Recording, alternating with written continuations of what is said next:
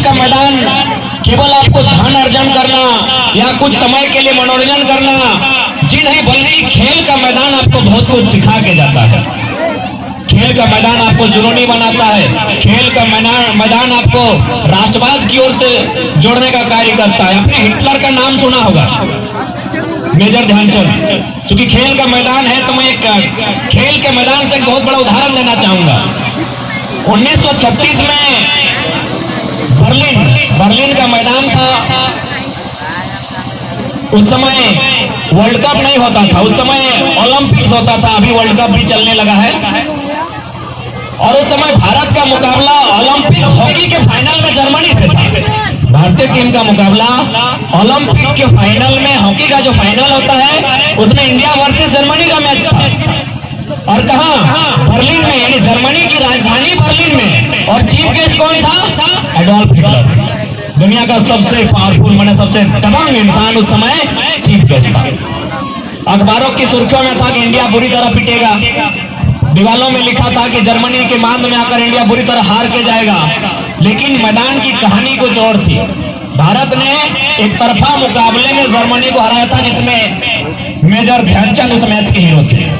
तो जब मैच समाप्त हुआ तो जो चीफ गेस्ट थे हिटलर साहब, वो चले गए मेजर ध्यानचंद के पास, क्योंकि हिटलर का मानना था कि दुनिया का नंबर 1 इंजीनियर जर्मनी में रहना चाहिए, दुनिया का नंबर 1 डॉक्टर जर्मनी में रहना चाहिए, दुनिया का नंबर 1 साइंटिस्ट जर्मनी में होना चाहिए। तो दुनिया का नंबर 1 हॉकी प्लेयर इंडिया में क्या कर रहा है? उन्होंने जाकर मेजर ध्यानचंद को एक प्रस्ताव दिया कि मेजर, तुम भारत से क्यों खेलते हो?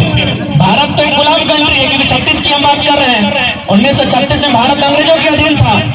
तो मेजर ध्यानचंद को जाकर हिटलर ने कहा कि तुम भारत से क्यों खेलते हो यार? इंडिया तो एक गुलाम कंट्री है, कभी आजाद भी होगा कि नहीं? तुमको अगर खेलना ही है तो जर्मनी चले आओ, तुमको हम टीम का कैप्टन बना देंगे। यदि तुमको नहीं खेलना है तो तुम किसी एक इमारत में हाथ रख दो। इस पूरे जर्मनी में किसी एक इमारत, जैसे हमारे यहाँ लाल किला है, चार मीनार है, ताजमहल है, किसी एक इमारत में हाथ रख दो, वो तुम्हारी हो जाएगी। लेकिन शर्त है, तुमको जर्मनी से खेलना होगा। और नहीं तो तुमको मेरा जो पोस्ट है चांसलर का, चांसलर यानी प्रधानमंत्री के बराबर होता है, मेरे बाद का तुम कोई भी पोस्ट मांग लो, हम तुमको दे देंगे। मेजर ध्यानचंद को ये प्रस्ताव कौन दे रहा है? जर्मनी का चांसलर, यानी आज के डेट में वहां भी चांसलर ही है। यानी जो भारत में प्रधानमंत्री कहा जाता है उसे जर्मनी में चांसलर कहा जाता है।